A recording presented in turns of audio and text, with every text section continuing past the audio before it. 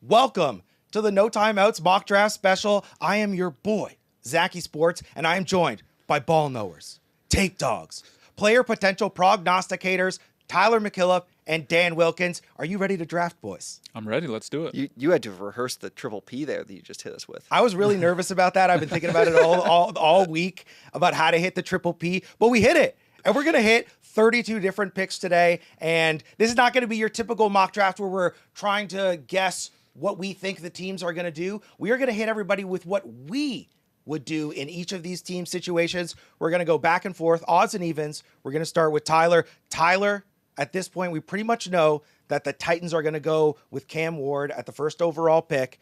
Are you, if you were in their position, going to go with that same pick? Do I think that Cam Ward's the best player in this class? No, like most talented player, but I think the position that the Titans are in, quarterback is the way to go with a lot of first overall picks.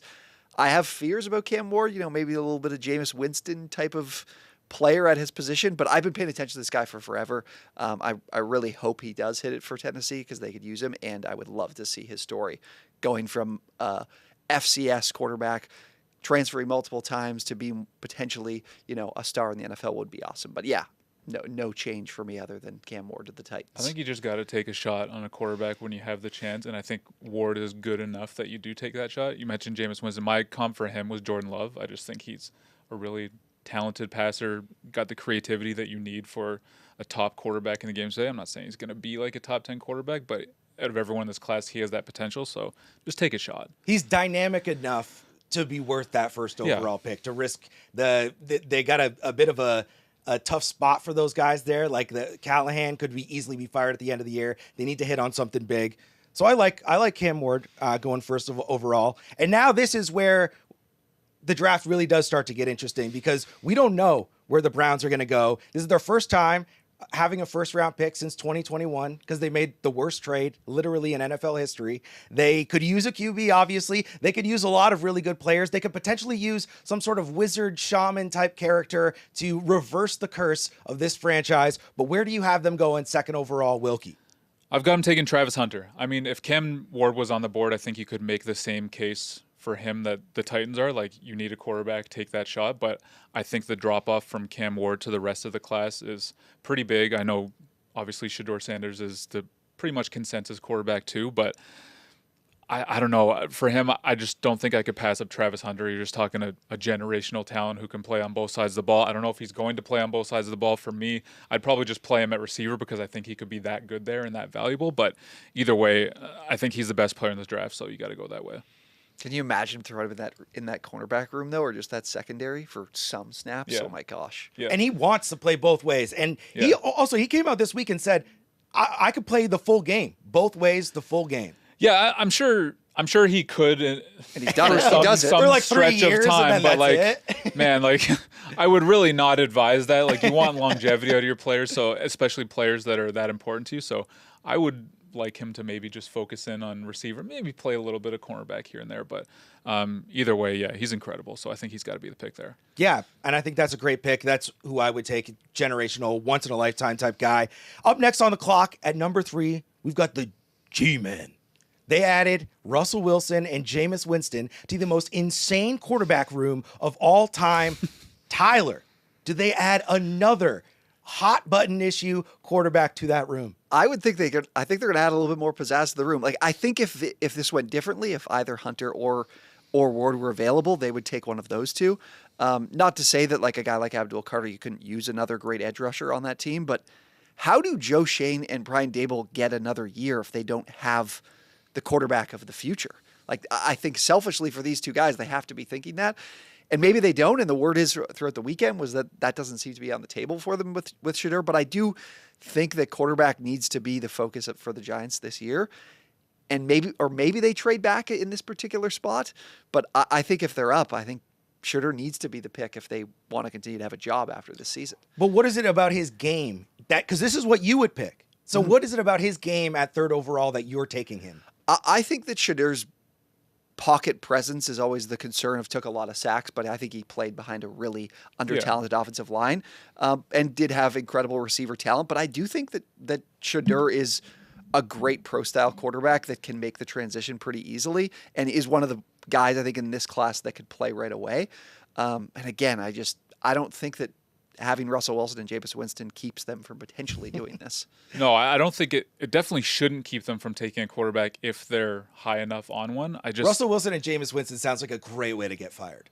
Yeah, I mean, I always go back and forth on the thing about whether a young quarterback actually buys you more time, because we've seen a lot of teams in the last few years draft a quarterback and right away they're looking for a new head coach. They fire him because the team didn't win. Right. So, I mean, to me, Just happened in Chicago. I kind of think that the team is going to convince itself that Russell Wilson gives them some sort of high floor, and then an Abdul Carter actually does help them win more right now and in the long term. But I think that's the way I would go too, but this is Tyler's pick. You don't like Shedeur, though. I do. I like Shedeur, just not as like a top of the draft talent. I think if he's like a mid first round pick, then that's fine. I mean, at the end of the day, it's a quarterback, so you have to increase the value anyway and take the gamble. So I wouldn't be totally against the Giants doing it, but I just feel like maybe they won't. And then the conversation becomes late career Geno comps. I've heard like Teddy Bridgewater.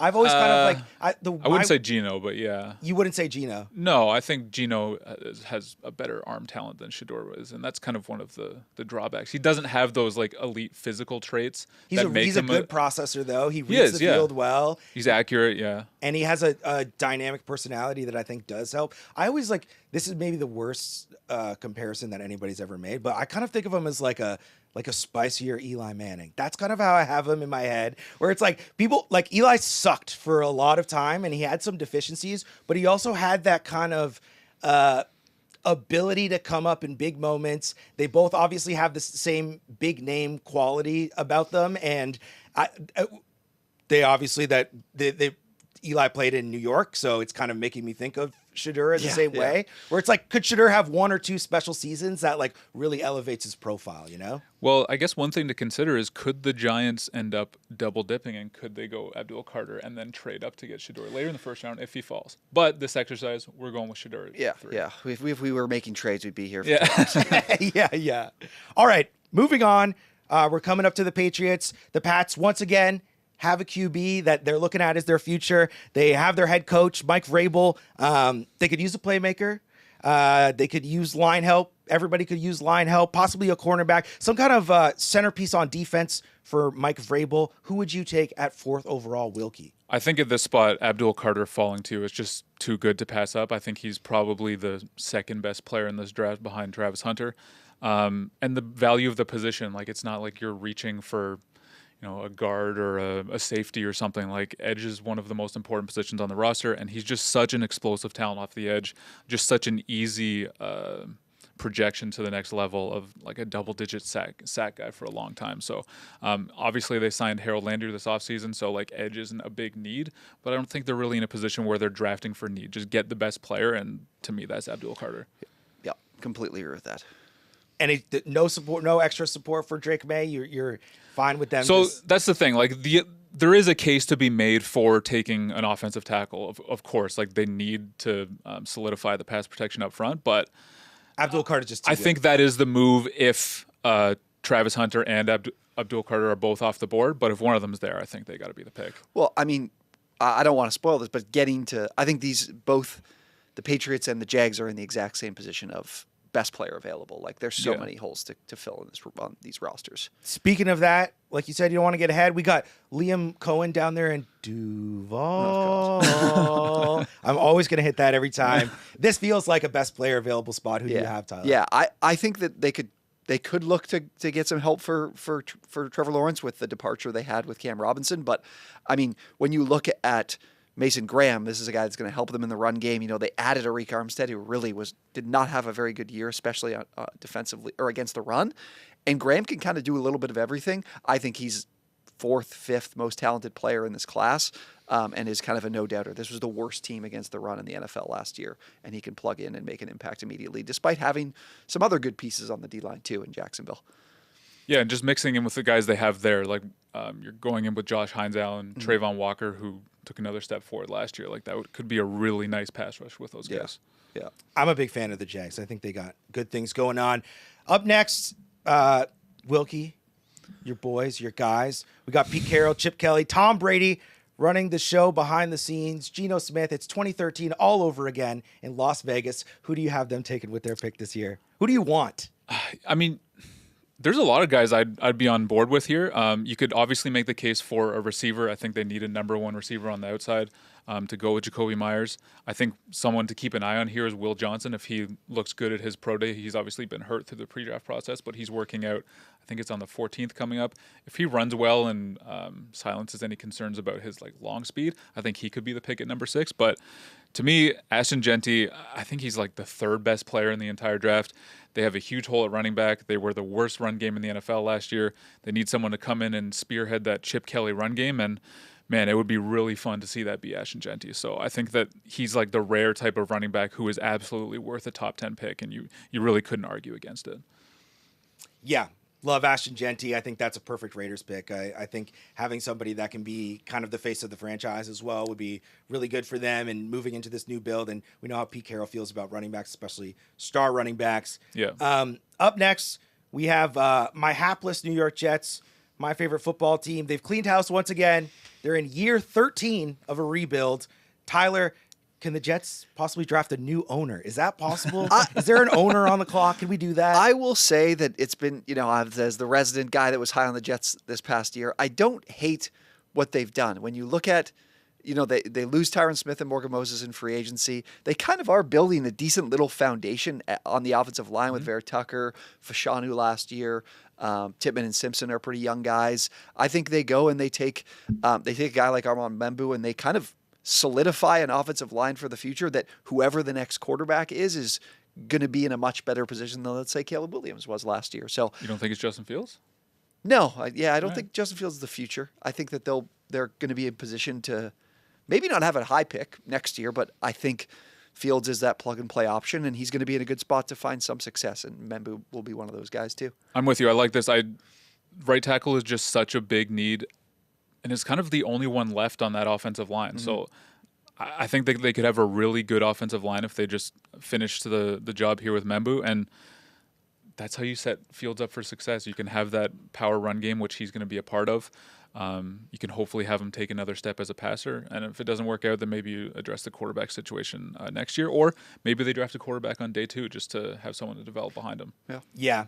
I think it makes a lot of sense. Set the foundation. They can kind of punt on this year a little bit and say, get everybody hyped up with we're going to draft a quarterback next year, maybe a receiver in the second round. But I think that's the right move for the Jets. Up next, we have the Panthers.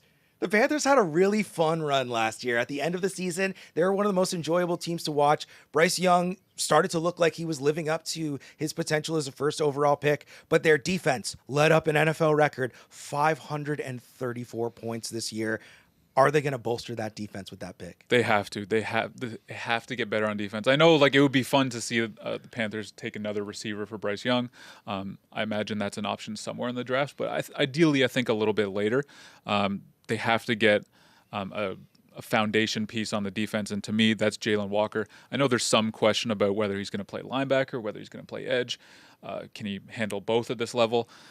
I think he can. That's what he did at Georgia, but to me, you just put him on the edge. Little undersized for that position, but I think he makes up for that with his physicality. I don't think he's going to be a problem in the run game at all. He's just such an explosive player, and I think he has the chance to be one of the best players from this class. So I don't think that they could pass him up in this spot. Yeah.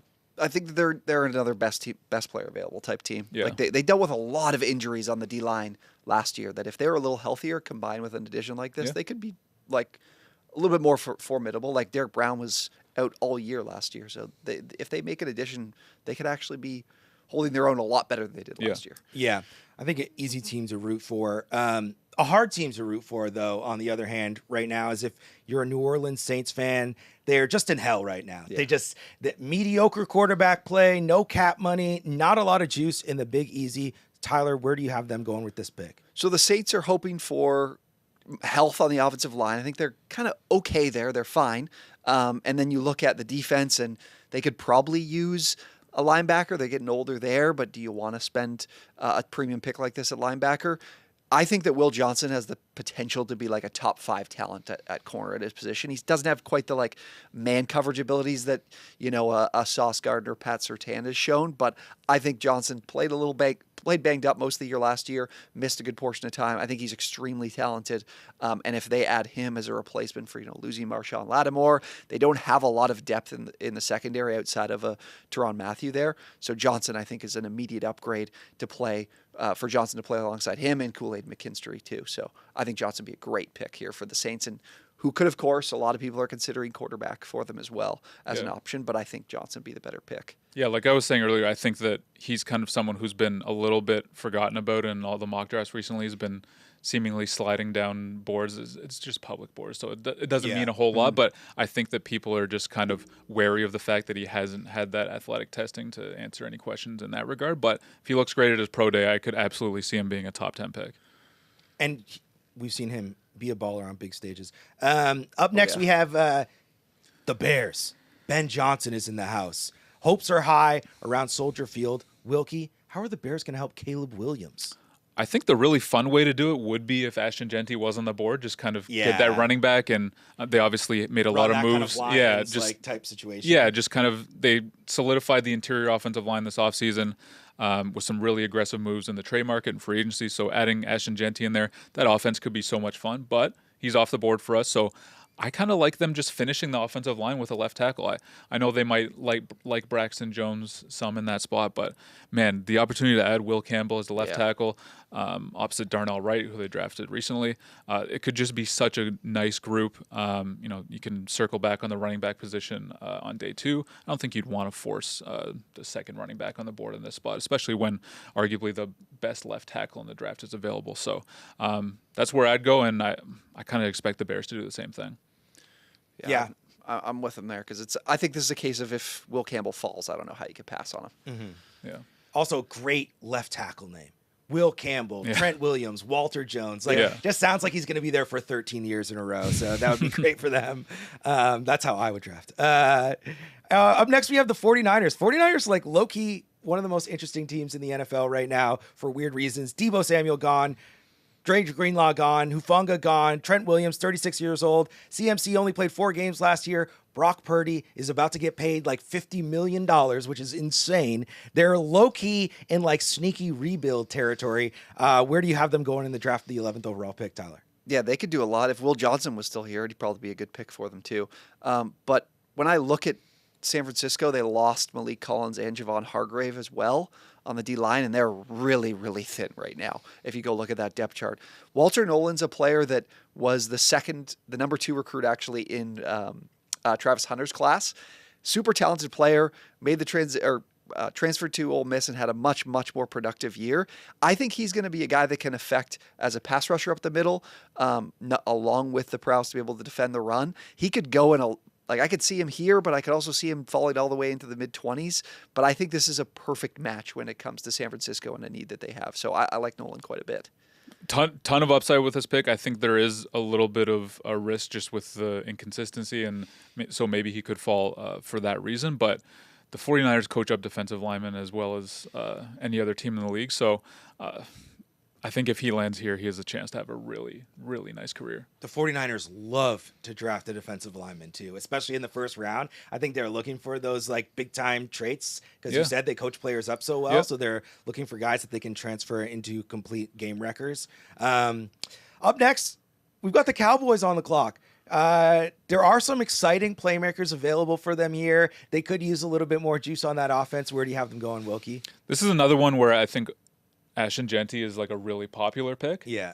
But I think most of us expect him to be gone at this point, whether it's the Raiders or the Bears or another team in the top 10. But there are other ways to add to the offense, another playmaker, and I've got them going with Ted McMillan. To me, he's just such a fun prospect, just a guy who can dominate the contested catch game as you would expect a guy of his size. But that's not the only thing he can really do. He can actually move a lot better than you would think for a guy who's that big. That shows up both in his route running and in his ability to make plays after the catch. I think he could add a lot of juice to this offense, which they haven't really had in the passing game outside of CeeDee Lamb. So you have him on the boundary, you have CeeDee Lamb in the slot. You can circle back on running back on day 2 at some point, because I don't think that the guys they added in the offseason are going to answer their problems there. But But yeah, I would love this for the Cowboys. You're telling. I think Jerry Jones would legitimately, if you were like, "Hey Jerry, you could trade for T Higgins, trade your first round pick for T Higgins right now, and you don't have to do any of this evaluation of potential first round picks." He would do it because he's traded away. He traded for Joe Milton. He's like, instead of a 5th round pick, I'll just go get the quarterback that I was going to potentially take in the 5th round. I think this is an obvious smart decision. If they go running back or if they went running back, I'd have real concerns with. I mean, I already have concerns. There's with a lot of teams being managed, but would you be good with Genty if he was on the board here, though? I guess from the talent perspective, like we talked about. You just don't want them to force Omari on Hampton. Yeah, right? yeah. Well, at some point, the Cowboys have to actually try and build a real football team. And it's like you have Brian Schottenheimer. I don't know how Brian Schottenheimer is the head coach of the Dallas Cowboys. That's honestly the least of my concerns. It's insane to me because Brian Schottenheimer is going to want to run.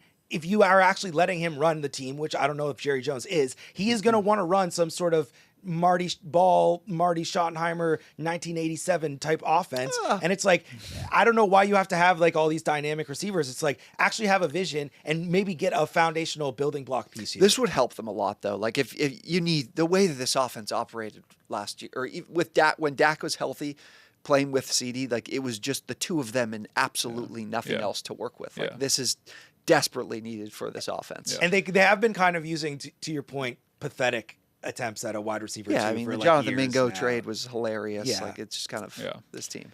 All right, well, moving on to another team that feels actually a lot like the Cowboys to me, the Miami Dolphins. Wonderkin head coach Mike McDaniel, when they released those hot seat rankings coming at into next year, Mike McDaniels is going to be right at the top of those rankings. They're getting very frustrated with him.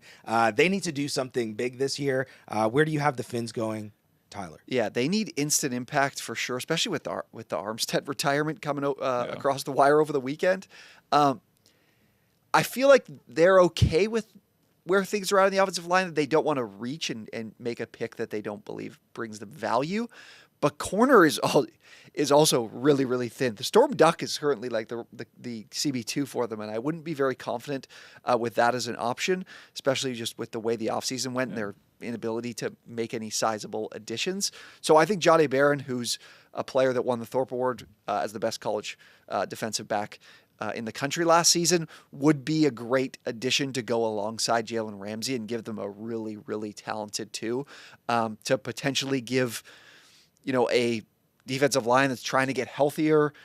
The defense could be in a good spot if they added a guy like Barron. There's some question marks in the offensive line, but I don't think that this is the way the draft's unfolded it for us so far.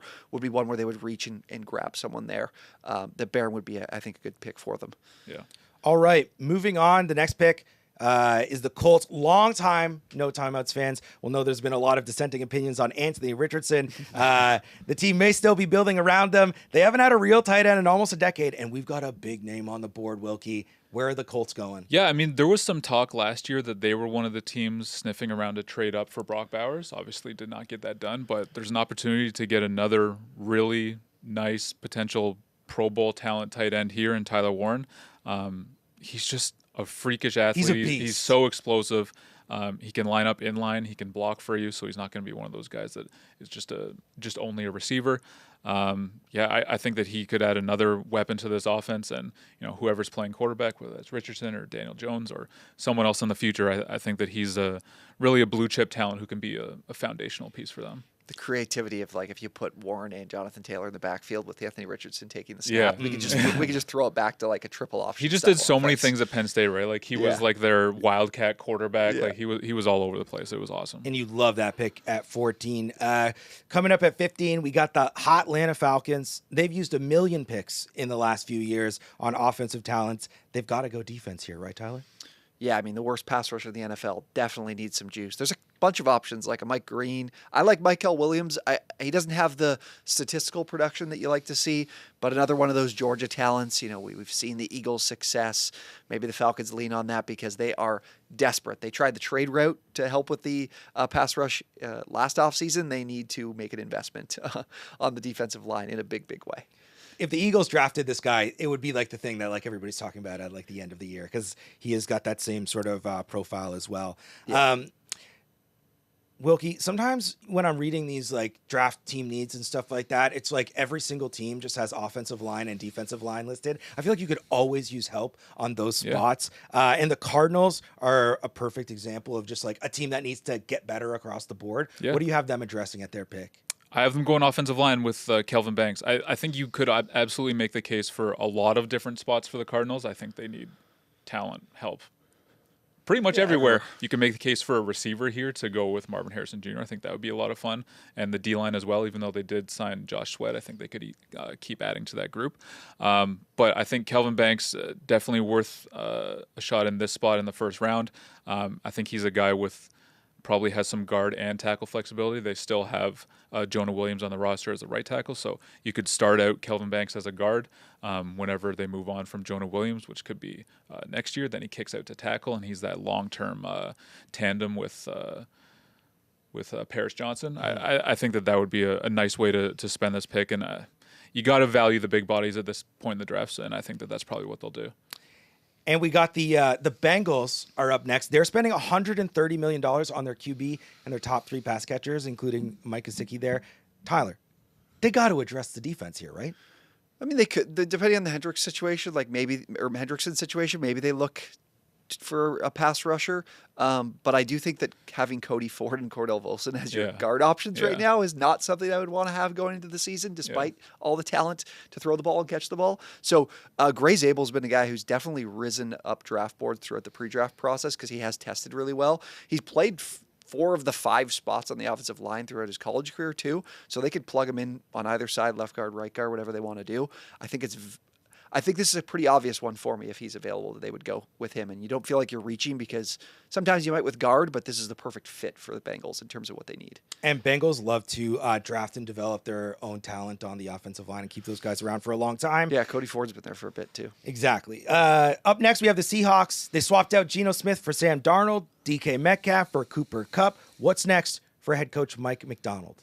I'd love to see him get another playmaker for Sam Darnold, just set him up for success. Of course, I think offensive line is a consideration here too. Yeah. I think that they would love Gray Zabel as well. Just he would be such a good fit in that system. But man, Colston Loveland, to me, I have him as the tight end 1 over Tyler Warren. To me, when I was watching him, the poor guy, you probably didn't watch any tape from this year. What's that? I said the poor guy, you probably didn't watch any tape. I did this year, but then you go back to last year as well. I mean, he's a lot like Darren Waller to me, but I think he kind of gets a reputation as not being an inline blocker in the same way that Tyler Warren is, but I saw him hold up just fine in line. I think he can do that, so I think he'll be a good fit in that offense. And again, the point here is setting Sam Darnold up for success. So if you go with a playmaker here, you have to find a way to address the guard position on day 2. But yeah, I mean, I would love this pick for the Seahawks. Yeah, I think it would be great too. I really like him as well, and they definitely need some more playmakers there. Getting rid of DK Metcalf was kind of a weird move. The Bucs were a really spicy team last year. Their offense is pretty much set. They brought a lot of guys back. I think they could use some help on the defense. What move would you make if you were the Buccaneers, Tyler? Yeah, I love the Bucs. I think they've drafted so well over the last few years too to kind of just go along with the pieces that they brought in. Malachi Starks, I think, is the perfect Todd Bowles type of player. They need another safety to run with Winfield there, and the pass coverage has been kind of the problem that ailed them last year. And Starks is a guy that's so versatile, and that we know Bowles as that guy that loves to blitz. You could bring Starks into the box. He can make plays off the edge, rushing potentially, but he's also a guy who can move all over the defense. So I think he's a great fit for Bowles and addressing a major need that they have too. Todd Bowles was a safety in his NFL career, and he once convinced the Jets to draft a safety in the 1st and 2nd rounds of the exact same draft. It wasn't Adams, was it? Calvin Pryor and Marcus May were the 2 that they drafted. And then they drafted Jamal Adams the next year. So, I could see them drafting a safety.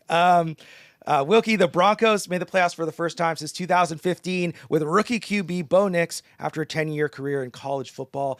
Is there a Super Bowl window opening up right here? No, I don't think so, but that's beside the point. I think that I think in this spot, you talked a lot or Sean Payton made a lot of headlines in the offseason saying he wants this joker for his offense, just a versatile playmaker. He can move all over the formation. I think he got that in Evan Ingram. So the top 2 tight ends are off the board anyway, so I don't think that would have been a consideration here. But I really like the idea of them going running back. I think Omarion Hampton is that second guy who is worthy of a first-round pick. Just an explosive, physical, downhill runner who can also produce in the pass game as well. He's a big play guy in the pass game out of the backfield. So I think he could be a really nice fit in this offense. You know, they had a bunch of guys rotating through that backfield last year and just could not get anything going. I think this would be a great way to solve it. And, you know, you can always argue against the first-round running back, but they've done a really nice job of filling the rest of their holes throughout the offseason. So I think that they're in a position where they could kind of take this swing. Yeah, our guy Justin Boone, I feel like he's going to love, if it's a Hampton or whoever it might be, that they take at some point in the first couple rounds of the draft at running back is going to have a chance to be super productive because his offensive line's in such a good place. And they're just, the offense is going to be competent with Sean Payton. Like he hasn't lost a step as a head coach. Up next we have the Steelers. The Steelers, they're kind of in a really funny spot right now. I think it's like they're a guy in high school who's got a girl best friend and she's like really cute and he asks her to prom. And she's like, wow, that's so sweet. But she doesn't really give him a straight answer and because she wants to know if like the hot quarterback is going to say yes to her. That's kind of what Aaron Rodgers is right now. He's wanted. He's with not DK hot. Metcalf. He's like a 7. The Vikings are. No, the Vikings are the hot quarterback. Got it. And Aaron Rodgers is kind of that, girl who's not going to she's not going to get asked to the prom by the quarterback, so she'll probably end up settling with the Steelers. That's my pick for where the Steelers are. They could go QB here, but what would you do if you were the Steelers in this spot? I know we keep talking with the Steelers are like a quarterback away from being one of the best teams in the NFL, quite frankly, but don't fall for it. Don't fall for the Jalen Milroe. Don't fall for the Jackson Dart. I guess Aaron Rodgers, like we don't have any other choice. Let's go look. They literally don't have any other choice. That's it. Yeah, I think that they should go with a guy like Donovan Jackson because they lost Dan Moore in free agency. Jackson's a guy that's kicked out and played tackle and actually played really well at Ohio State once with the injury to Josh Simmons. I think this is a team that's otherwise I don't think there's a lot of holes in this roster. So I think that they need some help on the line for whoever is going to be playing quarterback. Right now it's Mason Rudolph, but I could see the Steelers falling for it with a quarterback here too. Yeah, I mean, we had that report, I think it was yesterday, that Jalen Milroe has accepted an invite to the draft. Generally, that means there's some sort of understanding or expectation that he is going to go in the first round. We've seen it not work out that way before, and guys have a long wait into day 2, and it gets a little awkward. But I don't know, they're trying to avoid that type of thing. Maybe it is known that he's going to go in the first round, and if there's going to be a team that's going to take him in the first round, I think it's probably the Steelers. Yeah. And I don't know, I mean, I wouldn't take Jalen Milroe in the first round personally. However, if you're looking at you want to force a quarterback pick here, and there's a guy beyond the first 2 that you're going to take a shot on that just has that upside, absolutely is Jalen Milroe. Just like the traits, you hope you can develop that.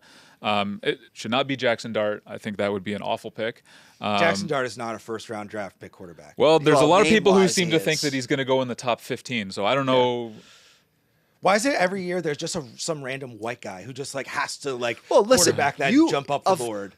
Of all people that I know, I would expect you to fall in love with a guy named Jackson Dart. 100%. I am in love with Jackson Dart. I was talking to you guys before the show that I thought that he was a really good quarterback. I still don't want him in the first pick, but imagine if he's good and you get to have the jersey with Dart on the background, that they'll sell. That is going to be in every frat house across. So how would you feel if the Jets took him at 7?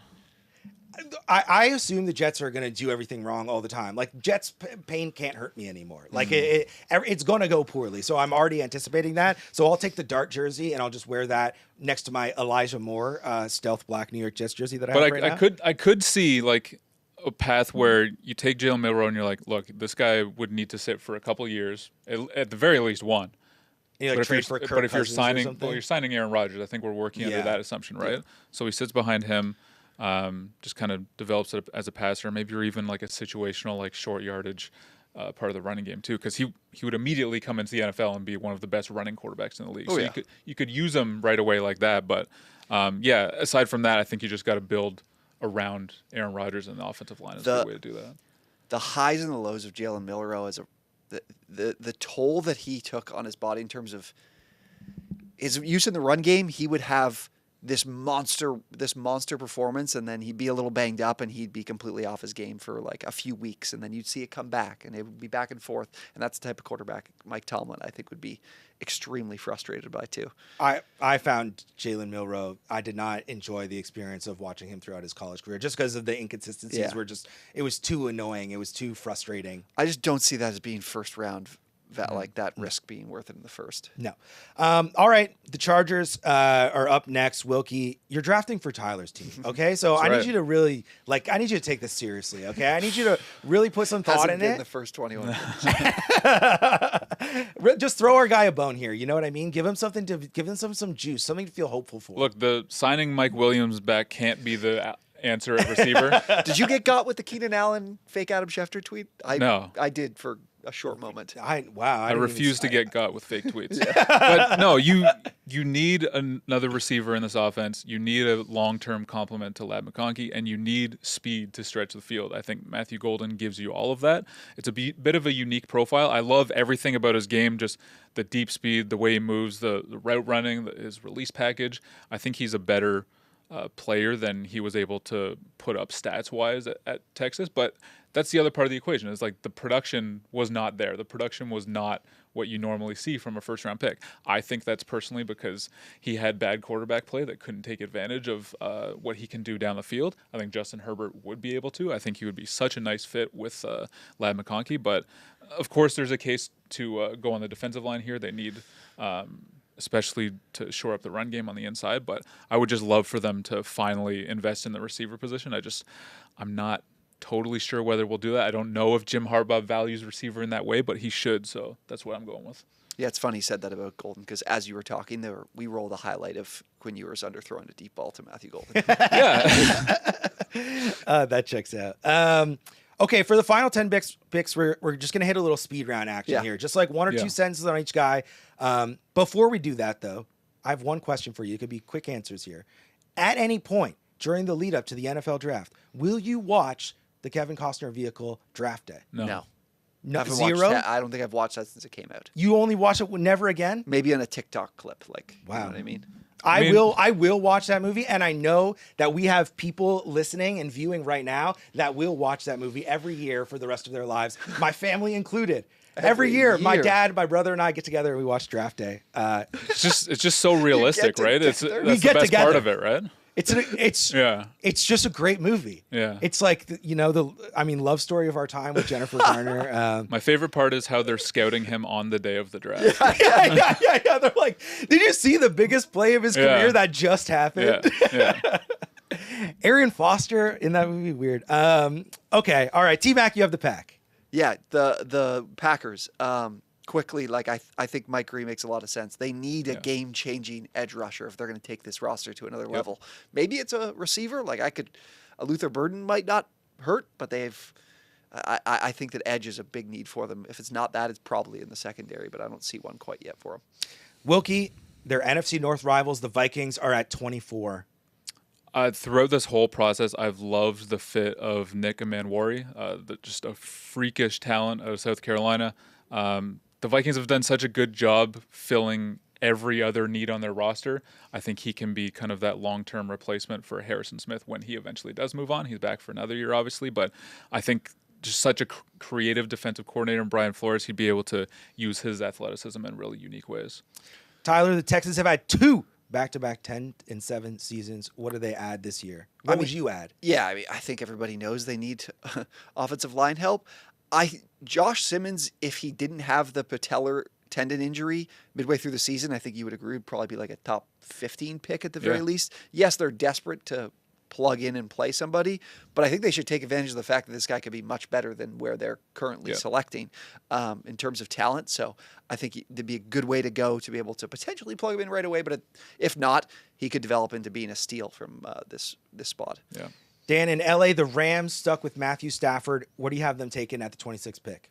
I think you got to focus on the secondary. Siobhan Revel, to me, is another one of those guys who, if he was not hurt last year, he's coming off a torn ACL. think he could have been a top 20 pick, easy first rounder either way. Maybe he's the kind of guy that slides into the second round, but I think the Rams just seeing the long-term upside there whenever he gets back, even if they have to be a little patient, just a potential number one corner on the outside is something they haven't had since Jalen Ramsey. So And loyalty. Siobhan Revel was offered like $600K by a bunch of Power 5 schools to leave ECU, and he stayed. That's something. Wow. In See, the this is college why we game have these Tyler days on the we show. don't I have. never would have known love that. Yeah, He actually yeah. he was an Amazon delivery driver part-time while he's at JUCO. Wow. Yeah, I great love story. that. Yeah. Great story. Yeah, that's great. 600K is a lot. I would have taken. I would have gone. Yeah, as a I'd be corner, I'd be as a out of there. cornerback, that's I'd a be lot of out money. there. ECU, sorry, see you. A crushing loss in the divisional round ended the Ravens season. How can you help them, C-Mac? I think this is a team that's not afraid of, the usual sentiment towards off-ball linebackers. Jod Campbell's a super talented player that can is versatile enough to rush the passer. He had like 5+ sacks last year at Alabama. They could kind of play him all over, and they could use some help rushing the passer too. We know the love for Roquan Smith, so they're not afraid of this position by any means, and they can kind of take a best player available approach because this is a roster that's still got a lot of talent on it. I was never thinking linebacker for them, but the idea of having like him and Roquan on early downs, and then he like rotates to the edge, and then Simpson plays in coverage, like that could be a really interesting group. All right, Wilkie, the Lions lost both of their coordinators in the offseason. Pass rush was a big issue down the stretch. How can they fix that here? Pass rush, just get that long-term running mate for Aiden Hutchinson, especially before he gets paid. You get that cheap contract in the building. I've got him taking Shamar Stewart. Bit of a home run swing here. Obviously, the production was basically nothing at Texas A&M. I think he had 3 straight 1.5 sack seasons. Not typically first-round pick production, but the traits are unbelievable. He just, like, guys who are his size do not move like that. And they believe in the infrastructure. Yeah, you got to coach him up a little bit, but I think the Lions have done that as well as any team in the league. So I think they would see the upside. And, he's the kind of guy who traits alone, he could be gone well before this just because that's what teams value in pass rushers. But if he's there at this spot, I think that would be a nice pick. Tyler, how can the Commanders help Jaden Daniels at 29? Yeah, some people might not think that that's what they should be doing, but I think that bringing in Debo does not mean you can't draft a receiver. Emeka Egbuka, another Ohio State guy, to plug in alongside the other Ohio State talent and Terry McLaurin. So I think it's a good fit in terms of helping him and elevating the offense to another level from last year. Yeah. Debo and Austin Eckler are going to set the record for ice bath time taken in this next year. The Bills had a playoff loss that resulted in a rule change. I don't know if we've gotten to that. That's on the never show happened yet. before. We got computers tracking the ball. What's the move at 30 for the Buffalo Bills? Fix the run defense, and I think that Kenneth Grant can probably do that by himself.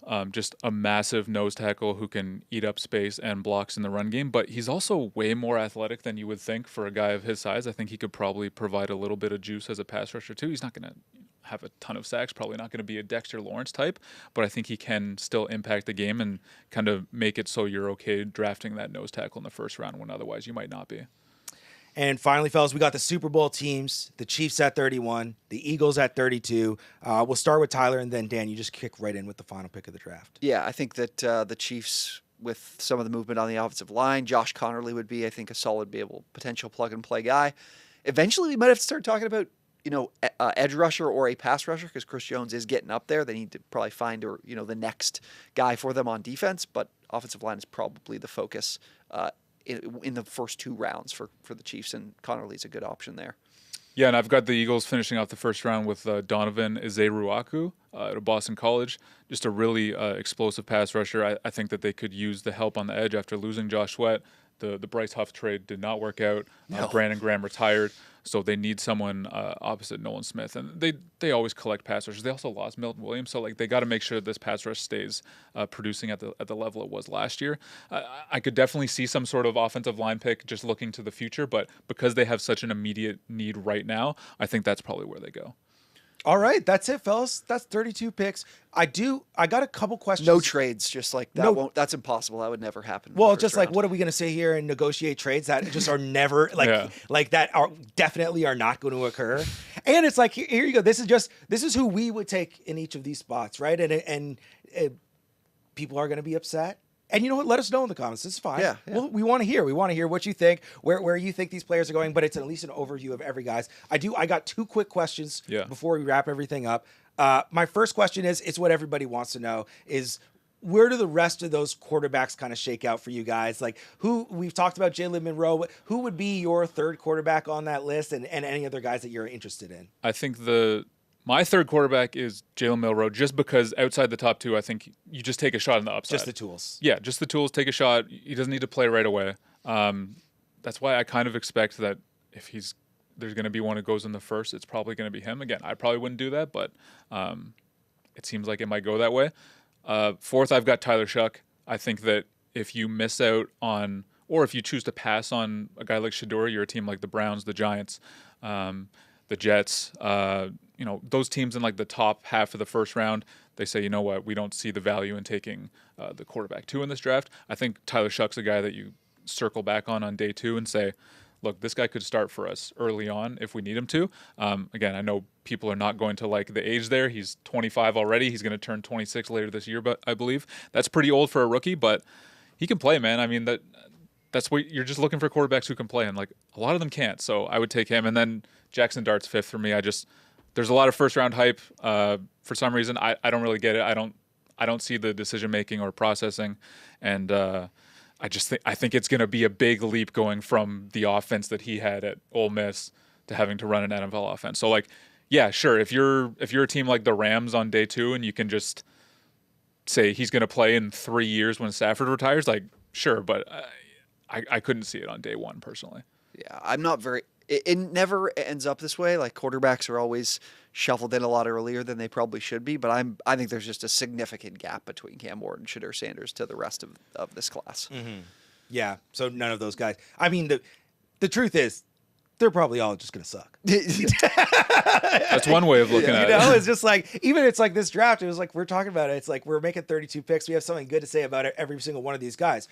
Literally, statistically, it's a guaranteed 16 of them are like going to get people fired. They're going to be terrible. Yeah. They're going to amount to nothing. So, maybe that's a little bit of a bring down note to end things off. But also one last thing real quick, just some guys, if you could just fire off some guys in like the second or third round that interest you, that you think could be fun picks for people, who would those guys be if you have them? I mean, I wouldn't say second round, but I just can't wait to see where Cam Skattebo is selected. Cannot wait. Yeah. That guy's one of my favorite players I've ever watched play.